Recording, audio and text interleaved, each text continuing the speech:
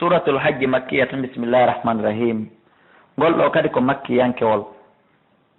yudkaru fiha alhajju ngol wi'ama suratul hajji sabu fi hajju honno hajjirte fi dewal hajju no janta e nder maggol ngol fof ko ngol makkiya si wona ayeji 5 ko ɗum ɗo woni madaniya e maggol Allah subhanahu wa ta'ala daali ba'da bismillahir rahmanir rahim ya ayuhan nas kono yimɓe ittaqu rabbakum hule jommo Allah hawtiniri yimɓe ɓen fof muɗum o noddi ɗo hande suratu nisa ngol kadi ko ni udditira ya ayuhan nas ittaqu rabbakum ma ɗum heferaɓe ɓen innoyay kamɓe Allah noddali ɓe haɗi ɓe sina ɗum ɓe accayno ko gomɗiɓe ɓen tun o haɗi ko ɗum waɗi kenen goyna ya ayuhan nas hule Allah inna zalzalata sa'ati ande no dillango dargal ngal wona fi dargal ngal de taw dargal muufema maggal on na fi kangal taw shay'un azimun ko hunde mawnude mawlanade nafere makkangal singal hewti kangal singal hewti ngal heƴata ibnu adama yawma tarawna ha nyande yi ɗon dargal ngal kangal tigi nadhalu tazhalu welsindoto kullu murdi'atin kala muyminayi kon amma ardat gay ko muyninta kon ayi ay debbo no tuttina ɓiɗɗo mum on endu fewomo ka jungo haaɗi o andi hunde mawnude yaltiti ka wa tadaw jibinay kullu dhati hamlin kala jor reedu hamlaha ko ndu rondi kon reedu muɗum ndu dammil ma ibnu adama sowiɗo ƴettuɗo reedu hande on yiyay no jibina nden ñande ta bobo on kadi ko jibinteɗo wurowogoy kadi o jibine ɗon o ko ɗum woni o wawa jooɗade ɗon o wawa ladude ɗon o immo o daro e hoore koyɗe makko ɗen ɗon e ɗon kadi wona ha janggo ko ni ɓe addirani en ka tafsir wa taran naka saabu hulɓinagol dargal Allah daali ayi ay dargal ayi ay yimɓe ɓen sukara sikkaɓe koɓe sulɓe wama haraɓe o nalɓe sukara sulɓe walakinna koni adaballahi lette Allah ɗen tu woni shadidun koɗe tiiɗuɗe hulen dargal no hulɓini rewen Allah wa minan nas no yimɓe ɓe man yujadilu ommo no wenja fillahi fi Allah bi gayri ilmin ko alda e gandal wa yattabi'u himo jokka kulla shaytanin kala shaytaniru maridin murtudu raɗandu kutiba fardama alayhi e hoore mayru kayru iblisa annahu no ko woni man tawallahu kala welduɗo e mayru fa annahu no kayru yudilluhu ndu majjinemo wa yahdihi ndu fewnamo ila adabi sayr faade lette yite reyno ɗen e jokkugol iblis ya ayuhan nas kono yimɓe toujours in kuntum so laati fi raybin ɓe nder sikkitare min albati di immorde immittal tawi on hawlaati a fayna men e halaganakum min tagi on min turabin immorde mbumbu leydi tuma min notofati rette toɓɓere maniyu baaba men adama ko min turabin enen ko min notofa tuma min alagate rette heɗɗere ƴiƴan tuma min modogate retti huyre muhallaqatin tagade wenga wa gayri muhallaqatin ende tagaka lino bayyina lakum fiyo men bangina on ibnu adama on o tagate toɓɓere maniyu wona balɗe 40 ka reedu makko ko toɓɓere maniyu Allah watta nden toɓɓere maniyu heɗɗere ƴiƴan balɗe 40 Allah watta nden toɓɓere nden heɗɗere ƴiƴan kadi huyre balɗe 40 on say noon Allah subahana taala taga nden huyre noon ko nden wonata ƴiye ibnu adama na nden wonata tewgu nde ko nden huyre arrêté formé ɗon ƴiyoy koyɗe koye ƴiyoy hoore nden e ƴiyoy juuɗe nden e ƴiyoy ɓaawo ngon e ƴiyoy ɓernde nden fof muɗum formé e makko ɗon hande kadi noon Allah subahana taala addoya tew itta ka ittata mbatta noon e hoore ngal ƴiyal ko nden huyre ko nden ɗon nden ɗon wonata ƴiyal ibnu adama o Allah daali wano ɓirru meɗen ñiiɓina noon fil arhami ka nder renga mana shaw konko min muuyi ñiiɓinde ila ajalin ha ilajal musamman wiyangal mi mana meɗen tabintina reedu ndu men faala tabintinde reedeteno lebbi 9 ɗum ndu men faala tabintinde jibine summa nukhrijukum retti men yaltina on tiflan kon boboɓe summa li tabluhu refte fi on sotta yotto yo on timmi ashuddakum sagata lankakumo o wa minkum no e moɗon man yutawaffa on hunneteɗo on wareteɗo ka boobo yaagal hara wonali ha ka lebbi 9 jibine wa minkum no e mon kadi e toujours man yutawaffa on wareteɗo ka boobo yaagal kadi ɓaawo jibinama hara wonali ha sagata lankako fo muɗum hino naati wa minkum no e moɗon man yuraddu on rutteteɗo ila ardalil umri ha ka ɓuuri jasude gordamɓe mana wurneteɗo nawya ha feƴƴita li kay la yaalama fi o taw andu min mbaadi ilmin ɓaawo gandal ko anduno kon cheyan hay e hunde ɗum ɗo fof no ton Allah subahana taala so tawi woni o tagi en immorde e nde heɗɗere nde toɓɓere man yu taw o watti ɗum ɗo huyre heɗɗere ƴiƴan o watti ɗum ɗo huyre o andi balɗe 40 laabi tati woni balɗe 190 ko ɗum woni o timmini lebbi 4 ko ila nden ñande fuɗɗata memminade e nder reedu nene boobo on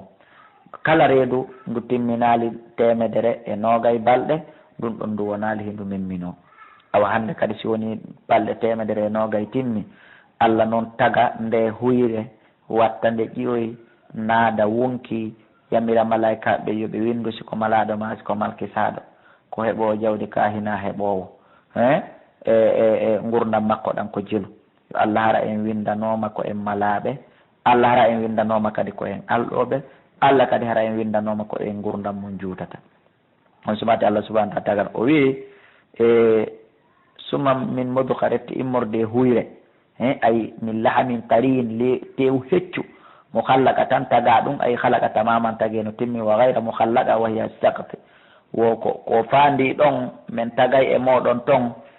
immorde nden huyre men waɗa mukhallaqatin taga ɗum timmi wa ghayri mukhallaqatin eko tagaka timmi ɓe mana ko on bo tageteɗo tagu mum ngun timma o jibine ko timmuɗo e kon e ndur reedu yanay ndu wandi deedi goo yanay o heɓa lebbi nayyi ma tati ma joyi ma jeɗɗi reedu ndu yana ko ɗum ko fanda wa ghayri mukhallaqa e konko tagaka timmina on faami Allah subhanahu wa ta'ala ka aɗa dari wa tara al arda ay leydi ndi hamidatan ko ndi fendindi ceeɗu yorundi fa ida anzalna si min jippini alayha e hoore mayri alma ndiyan ay tazzat hande kadi ndi ƴura wa rabat ndi ƴuufa wa ambatat ndi fuɗina min kulli zawjin immorde kala noneji bahiji labaɗi ko awa e ko fuɗani hoore mum dalika ko waɗi ɗum mbiyanna Allah sabunu Allah huwa alhaqu kanko ni gonga wa annahu no kanko yuhyi almawta kanko wurjata mayɓe ɓen wa annahu ko woni kanko Allah ala kulli shay'in dow kala hunde kadi ɗum ko wawɗo Allah ɓa kala hunde ko wawɗo Allah mi torikema folin men e hoore ayɓe amen ɓen Allah yurmin men yurmeɗa men malnamen aduna e lahara wa anna sa'ata ande kadi no dargal ngal atiyatun ko ngal aray ngal la rayba fiha sikki o ala e maggal mun woodi sikkitiɗo fi dargal yo hoolo wa anna Allah e wonde no Allah kadi yaɓatu o immintinayde mansir ko buuri ɓe wonɓe kaga buruji wa min annas no yimɓe ɓe mayi jaabi o ommo no wenjatillahi fi Allah bi gayri ilmin ko alda e gandal wala hudan ko alda e tippugol e peewal wala kitabin ko alda e tippugol kadi e deftere munirin jalbude sani e itti fi yarano pooɗa leggal dande makko ngal bunga li dilla fi o majjimi ɓe en sabilillahi ɓantugol lawol Allah ngol lahu no wodanimo kala siforɗo noon no wodanimo fi duniya ko adna khizyun wirtere hono diqu min meeɗinoyaymo yawmal qiyamati ñande dargal adabal hariki lette wulɗe dalika ɗum ɗo bima gaddamat yadaka men inna ko saabu ko ardinirɗa juuɗe maɗe wanna Allah e kadi wondeno Allah laysa wonali bi zallamin to ñowlil abidi jeyaɓe makko ɓen wa min annasi no jeeya yimɓe ɓe man yabudullah ommo no rewa Allah subhanahu wa ta'ala ala harfin e dow sera ko fandama no rewa Allah subhanahu wa ta'ala e dow sera ɓe mana no yimɓe ɓen ommo no rewa Allah teɗiɗo to ɗon en tant que no weeli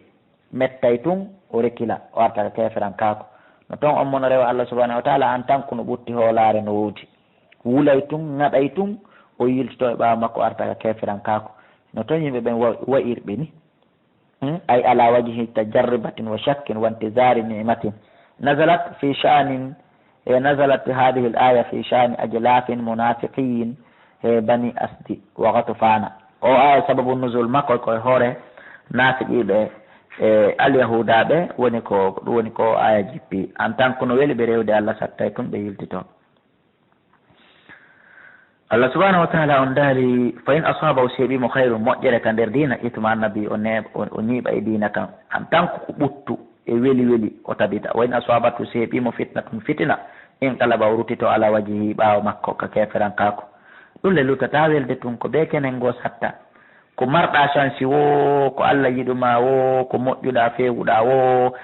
ñande goo weetay ɓeera ɓe innama muñño yarloɗa ma ɓe innama yo Allah lontin ko wujja kon ma ko somi kon ma ko boni kon ɗum feere o ala ko wonɗa kataɗo sattiraɗo o kadi kenen go ɓennay mode alhamdulillah yo Allah ɓeydu ɓe innata kadi yo Allah wurno barkina sabuɗa jibinana ko ni aduna tilkal ayyamu nudawiluha bayna nnas mbeɗa yiltidira ñalɗi ɗin hakkude yimɓe ɓen yo Allah yiilu moƴƴireji ɗin o ɓuura ɗuɗɗinde ɗin ɗon e men oɗo perdi adduniya wal akhirata e lahara dalika ɗum ɗo huwal khusranul mubin ko ɗum ɗon perdi ɓanguɗi ko perdi aduna ko perdi kono ko hawruɗi perduɗo anna e lahara ko ɗum woni perdi yo Allah dandu en perdugol aduna sakkona perdugol lahara yadu kanko Allah subhanahu wa ta'ala yadu kanko neɗɗo en himo nodda himo rewa min dunillahi ko hewta Allah ma la yadurruhu konko lorratamo si o rewi si o rewali yadu wama la yanfa'u konko nafatamo dalika huwa ad-dalalul ba'id ko ɗum ɗon majjire woɗɗitinde yadu himo rewa laman darruhu wallahi ko tawata ko lorra muɗum kan agrabu ɓuuri ɓattade min nafihi nafa muɗum o la bi'sal mawla wallahi ɗum ɗo boni giɗo ne wala bi'sal ashiru ɗum ɗo boni wuridaɗo boni wondiɗɗo inna allaha nden allah yudkhilu alladina onado yeɓen amanu gomni ɓe amilu solati ɓe golli golleli moƴƴi jannatin e aljannaji tajirino ila yiltodira min tata sengol e majji alan haaru canɗi inna allaha ande no allah yafalu himo galla ma yuridu konko faala gollude man kana kala laatiɗo yazunnu himo felliti allah yansurahullah wonde allah wallatamo fi dunya ka adna wal akhirata e ka lahara kala taƴiɗo allah okkortamo laamu kala taƴiɗo allah okkortamo ɓiɗɗo kala taƴiɗo allah okkortamo jawdi kanko ko ni o luttirta kala taƴiɗo o natta aljanna a ɓawlanni taƴade allah no holludemo solution mo wawata rewde nani utta o fawto haray ko waɗata yo ƴawka kammo falyamdudu yo haɓɓo bi sababin ɓoggo ila samay ka asama o ɓornangol ka dande makko tangol ala pinde summa liyaɓta refti o taƴi ɓoggol ngol ka hoore weeyo o accito o futta ka leydi o munco o maaya falyanzur o ndaara joni hal yudhibanna taw si naɓay ittanamo tampere makko nden e hoyene makko nden e soñja makko on kaydu pewje ɗe o waɗi ɗen ɗon ma yahisu ko o moni o tigi kon taw si ɗum ɗum ittanaymo nden pewjoro nde o fewji ɗon taw si ɗum ɗum ittanaymo satte nde o wondi nden wallahi ittata ko ɓeyday ɗum lette saabu o maayi e lette o immito kadi e lette saabu o yewo yay wonki makko kin donc aray awa ko allah faala en andinde kota goɗɗo taƴo awalegoye allah wallatamo ko neeɓi kon ko neeɓi ko ya hoolo allah wallete ananay woɓɓe no inna komi heɓali kon ila mi jibina ha mi fewndi ɗo na fewndo ɗo mi heɓata o ko ya hoolo kala moƴƴere nda heɓal nden allah addante lawaki kala bone mo adaɗali on allah ittante lawaki wakada ko ni anzalnahu min jippiniri nde qur'anare ayatin ko nde ayaje bayinatin ɓanginade wa anna allah e wonde no allah yahdihima fewna ma yuridi on mo faala fewnude yo allah waɗe men ɗo yiɗi fewndene durriyaji men ɗin inna alladina ande no ɓen amanu gomni walladina e ɓen haadu al yahudaɓe waswabina e ɓen rewoɓe koɗe wa nasara e nasara wal majusa e majusa rewoɓe guiteeli walladina e ɓen ashraku shirkuɓe inna allaha ande no allah yafsilu o ñawoya o sendinira bayno makko ne ɓe yawmal qiyamati ñande dargal yallah waɗen hettoɓe gongal nden ñande ɗum noon ɗo yo en wiu amina amina koye ɗaɓɓuto ko qur'an e sunna wi ko gollitirin ɗum inna allaha ande no ala ala kulli shay'in dow kala hunde shahidum ko seediɗo alam tara yiyale anna allaha no allah yasjudu lahu ino sujjande wa mahum fi samawati e denda nangal won ɗen ka kammuli wa mahum fil ardi e denda nangal won ɗen ka leydi wa shamse e nange wal qamar e leyru ndu wan nujumu e koode ɗen wal jibalu e pelle ɗen wa shajaru e leɗɗe ɗen wa dawab e daabe hoy koye wa kathirum e ko ɓuri ɗuɗude min annasi immorde yiɓe ɓen ko seeɗaɓe woni ala rewde allah ɗum ɗo fof muɗum hino rewde allah aldiriɗe e pelle e janɗuɗe ɓe leɗɗe e janɗuɗe ɓe kaaƴe e janɗuɗe ɓe kulle e janɗuɗe ta sa yiiɗi a doga en ɗo fof no huula allah hino rewama no sujjanama an hiɗa jooɗi ala rewde allah ala sujjande allah a tardi a perdi wakkati ɗum ko ɓuri ɗuɗude haɗɗa tabiti ala e dow mum al adabu lette ɗen wonde naata yiite ko ɗum waɗi si kañum ala sujjande allah e to haraje yaka e ɗen ya ahi wa man yuhini llahu kala mo allah hoyni famala o heɓantama min mukkuri min immorde teddinomo allah mi torkema teddinan min abdoullahi kala e durriya an o teddinaɓe wonɓe jentade o tafsir qur'an an teddina julɓe hedditiɓe inna allaha no allah yafalu dow himo golla macha konko faala gollude allah ɓa kala ko woni hiɗa faala gollude torkema allah ya hayyu ya qayyum muyam men laamu ngu lagine ɗo men laamu muyam men ngaalu ngu men risa men allah si men maaya muyam men jannatul firdausil ala ɓaawo men maayi allah daali hadani hasmani ɓeɗo ɗiɗo ko haɓuɓe ɗiɗo yeddodirɓe ɗiɗo ko julɗo e kefeero kala julɗo e kefeero haɓuɓe ko ɓen woni ko fanda ɗo na en woɓɓe goo naɓa misal ngal hakkude bappa hamsa tun e aba jahal ma naɓa misal ngal hakkude saydna aliya e goɗɗo goo kefeero mo nangodirno la ko kala hakkude julɗo e kefeero allah waɗi misal ngal allah daali ɓeyɗiɗo ko haɓuɓe iqtasamuɓe haɓi wenjidiri fi rabbin fi joom maɓɓe falladina kafaru ɓen yedduɓe ɗum woni aba jahali ɓutti atlam taƴanoyte ɓe thiyabum coñce min naari immorde yiite yusabbu nge yuppe min fawqi rusin ka sengo dow koye maɓɓe alhamimu bolla yiite ɗam yusharu nge ñora ñororo bihi saabu yiite nge ma fil botoni konko won ka nder deedi maɓɓe wal julude e guri ɗin wallahi musidɓe julɓe yimɓe yiite ɓen siɓe naati ka yiite ɓe ɓornoto coñci kamɓe ko yiite jahannama taƴete fonde mesire maɓɓe ñoye ko ɗum woni ko yiite jahannama on koɓe ɓornoto andite noon si yiite tun rewnama takko ma ha ko ɗum wula e ma ha ko ɗum muusa e ma kon ko yiite jahannama on coñci koɓe ɓornoto kon si yiite jahannama yuppama ka koye maɓɓe ili ka ɓanndu jippike ley tawale de wona yiite ngen ɓe loowa nge ɓe yarange saabu ko yiite ngen rewi kon ka hoore ɓalli maɓɓe jippi ley nge ñortay bihi kon kon teteke kon kon kandir redde maɓɓe nge muñcay ɗum nge ñorta yiite jahannama no hulɓini musidɓe julɓe miɗo faala e rewne yiite jahannama an o sonnajo wota accu ndu ɓanndu ma ka yaasi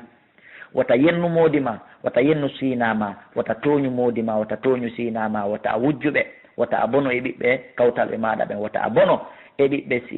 siniraɓe maɗa ɓen ko ɗum woni ko adresse komi wasiyatoma an o sonnajo koko sabindinta yiite ngen e ma an o gorko nunɗo hakkunde sonnaɓe maɗa ɓen wakkilo taɓe huluta ɓe weele wala no waɗani ɓe ma ɓaami ɓole kadi min haadiɗen immorde janɗe yiite kadi ara nangue yiite ɗa no woodi ɓole koɓe luuborte kullama araɗo tuma kala ɓe faala yahruju nde ɓe yaltata min ha ɓe wakka yiite toon min gammin immorde suno ngo ɓe wonni ngon Allah acca ɓe ƴawa miiru yiite ngen ha dow kaɓe fokkitata yaltude ɗon kadi o iidu ɓe ruttite kadi ɓe une kadi fiya e nder yiite ngen wadugu ɓe dekka adabal hariki lette wulɗe lette musuɗe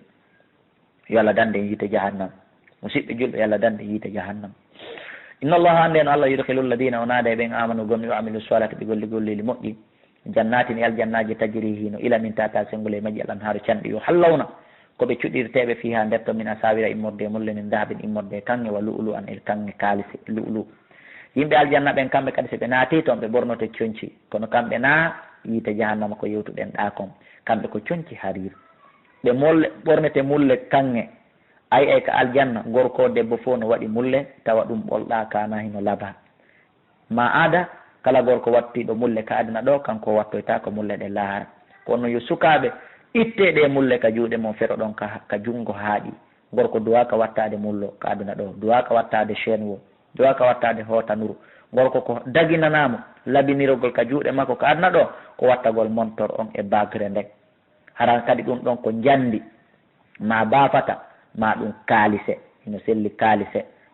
montor kaalise mon e bagre kaalise hino daginanamo amma si woni kange haray ɗum ɗon harmani gorko o esse on faami amma kala ko wiyete mullo kañum woni kange woni kaalise woni jandi woni bafata no harmani gorko o wali basum coñci maɓɓe koɓe ɓornoto kon fiya nder ton harir ko harir o duuɓe fewneɓe tindine ila tayibi faade ko ɓuuri laaɓude minal qawli immorde konngol o duuɓe fewneɓe tindine ila siratil hamidi faade lawol Allah yettiningol ngol inna dalika andeno ɗum inna alladina andeno ɓen kafaru yedduɓe kañum waya sadduna ɓe sakki an sabilillahi ɓantugol lawdina Allah kan wal masjidil haram ɓe sakki yimɓe ɓen e juuloygol ka juulirde Allah teddunde alladi ndun suudu jaalnahu nde men waɗani linnati yimɓe ɓen sawa an hino fota yimɓe ɓen fof no fota e mayru al akifu fihi ufinotoɗo e mayru wal baadi e wonɗo ka burude arowo juula hoota hino fota e mayru ɓe daroɓe sappo yimɓe ɓen e ndu o man yurid fihi kala fanditiɗo e nder ndun suudu bi ilhadin oñagol bi zulmin saabu tooñe no dekko min meeɗinaymo min dekkinam min adabin immorde lette alimin musu wayde bawwana ali ibrahim ante tuma nde min honnuno annabi ibrahima makana al bayt ka nokku suudu Allah tuma nde min honnunoma ka takko suudu Allah teddundu men innimo Allah tushirku bi wata shirkana shay'an hayunde o tahhir baytiya laɓɓin suudu andu li ta'ifina wonande ɓe wangotoɓe walla qa'imina e ñiiɓoɓe toon wa rukka e sujude e naatoɓe juula yalta e kadi ɓa darni gayni darde suudu ndum wa addin ewno finnase yimɓe ɓe bil hajji fi hajju ngun yatuka ɓe arete rijalan koɓe seppoɓe wa ala kulli damirin e dow kala ɗehi mbariyedu bi mana ɓe ara yara ɓe waɗɗi otoji e motoji e avion ji e pucci e ngeluɗi e mbabbi e mawɗi yatina ɓe arete min kulli fajjin ɓe wura e kala laawi ɗin amiɗin woɗɗuɗi ɓa annabi ibrahima alayhi salatu wassalam o gayni mahugol suudu kabandu Allah daalanimo yo no yo ƴawka hoore fello safa o nodda yimɓe ɓen aro hajja ɓeyne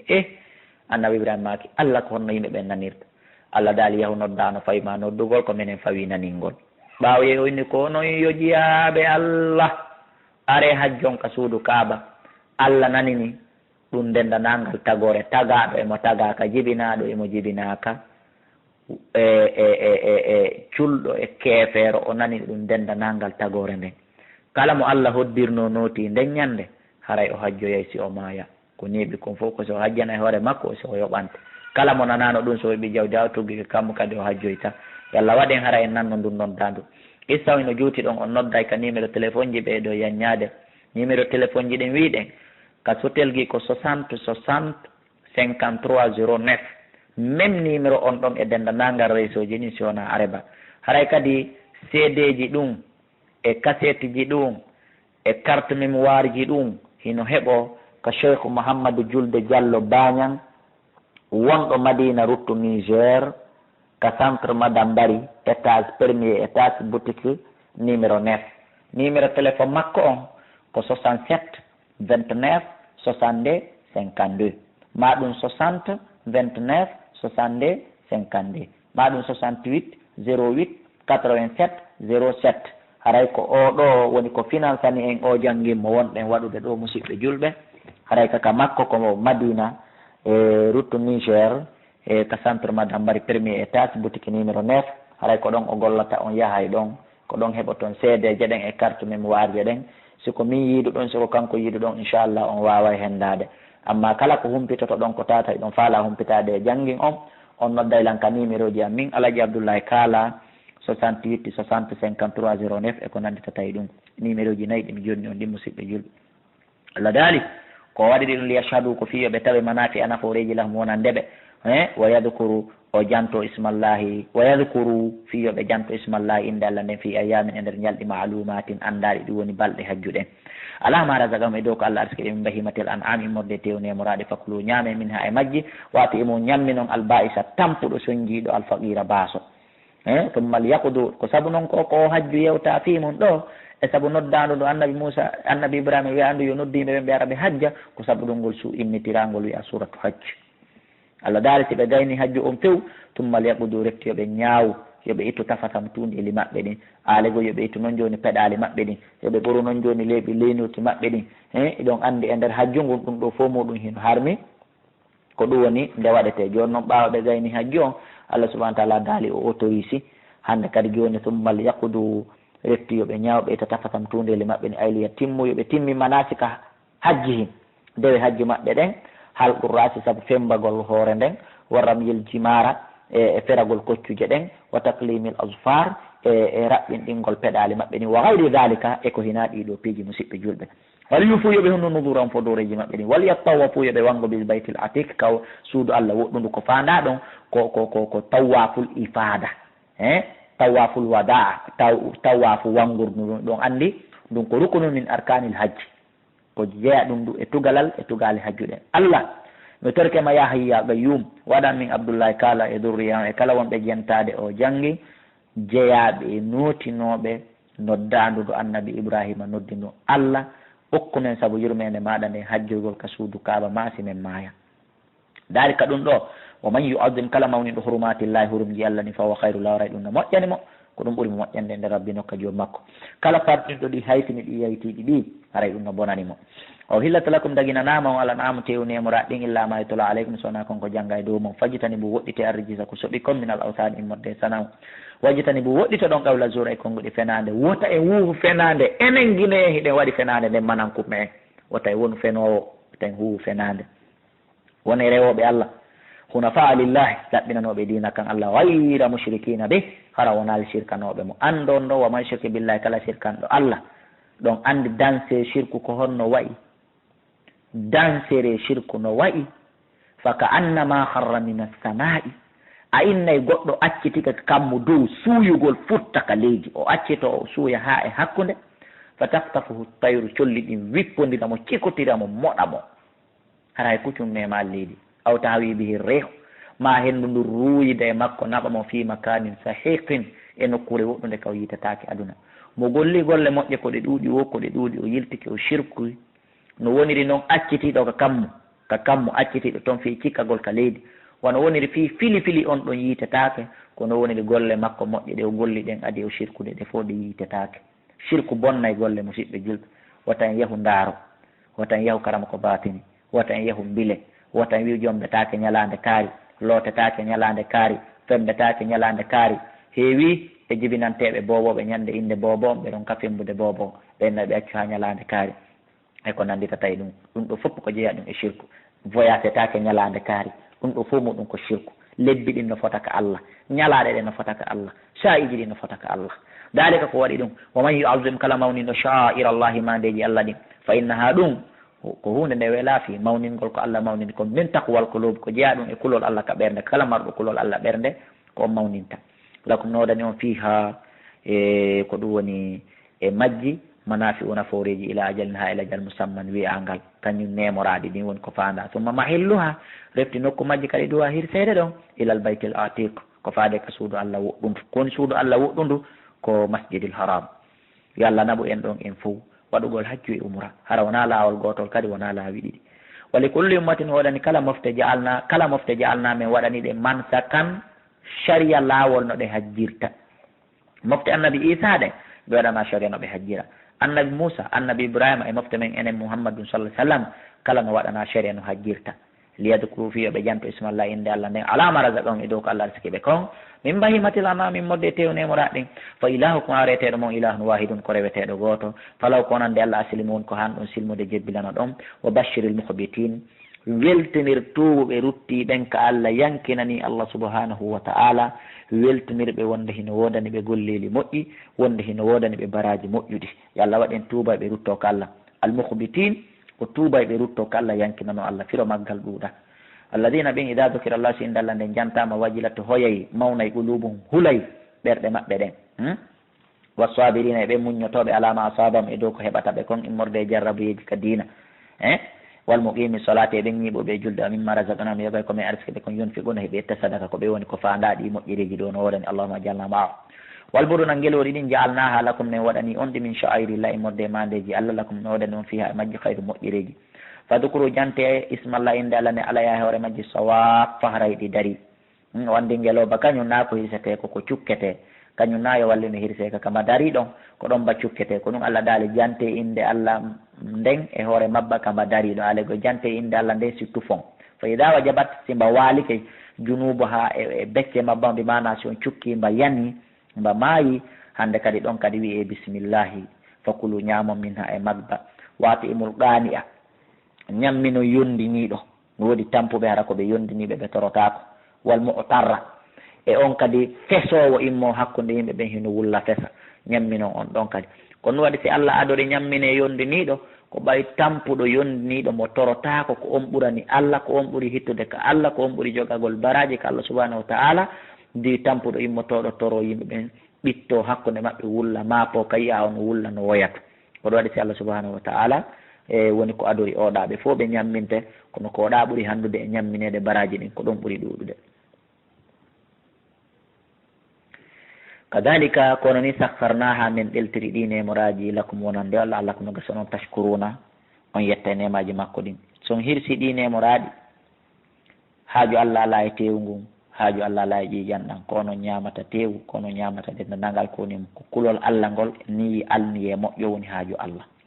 ko ɗum waɗi so wi lan yanala llaha luhumuha koni tebbeeli ɗi nemoraɗi ɗi hirsoton hewtata allah kuccum o ñamata wala dimahu ha wona ƴiƴa mum ɗan sintere o yarata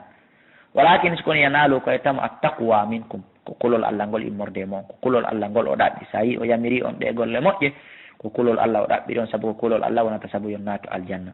kadalika kono ni sakharaha lakum allah ɗeltirani on ko ɗum woni ɗiɗo mummunteji litukabbiru llaha fi yon mawnin allah alama hadakum e dow ko o fewni on kon wa bashiril muhsinin weltinir moƴƴinɓe golluɓe golle moƴƴe ɗen weltinirɓe bil jannati wonde hino wodani ɓe yimɓe aljanna wonde no wodani ɓe aljanna ɓe wino kogo ko fanda moƴƴiɓe ɓen almuhsinina moƴƴiɓe ɓen bi mana biddaba'ihi